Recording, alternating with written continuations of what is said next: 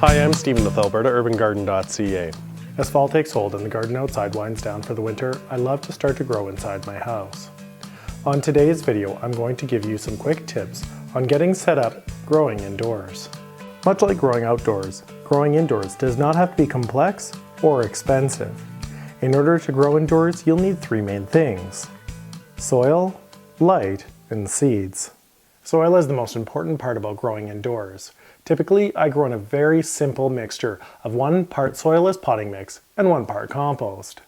The soilless potting mix will hold water while allowing free drainage in the pot.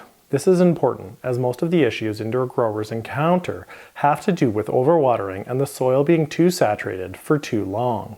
There are usually enough nutrients in the compost to completely eliminate the need for fertilizer products during the indoor growing season. I typically like to purchase these products near the end of the season when they're on sale. The reason that I like to purchase these products as opposed to make them myself is that they're fairly devoid of life. Specifically, this is important for pests.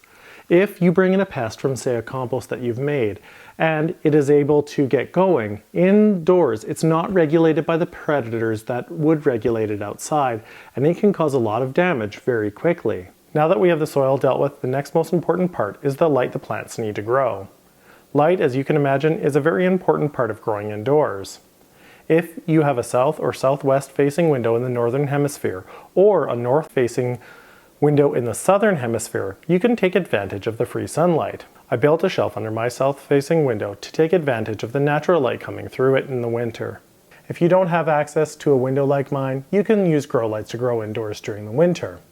If you start doing research into grow lights, you're going to find terms like nanometers, wavelengths, Kelvin, lumens, watts. While I have gone into great depth into this subject in the past, indoor grow lights can really be boiled down to 2 simple tips. Pick the right type of light bulb. Incandescent bulbs don't work very well, but compact fluorescent and fluorescent light bulbs do work very well. There are more expensive options such as LED and high pressure sodium lights, just to name a few. But for what I want to achieve, I will stick with the more affordable fluorescent lights.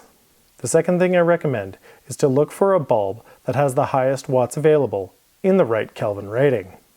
You are looking for a Kelvin rating of 6500 or 2100.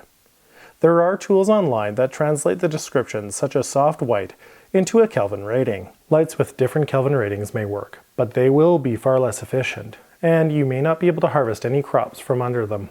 The final thing you will need is seeds to grow. Unlike outside, inside your house, using either a window or grow lights, there are a few limitations to what you can grow. Winter light by its nature is a little bit weaker, and once it comes through this glass, it loses a little bit of its power as well. And there's no grow light that can even come close to replicating the natural light during summer. You can push the limits with some very expensive equipment, but for the most part, I like to keep things simple and focus on the crops I know work well indoors, under lower light conditions.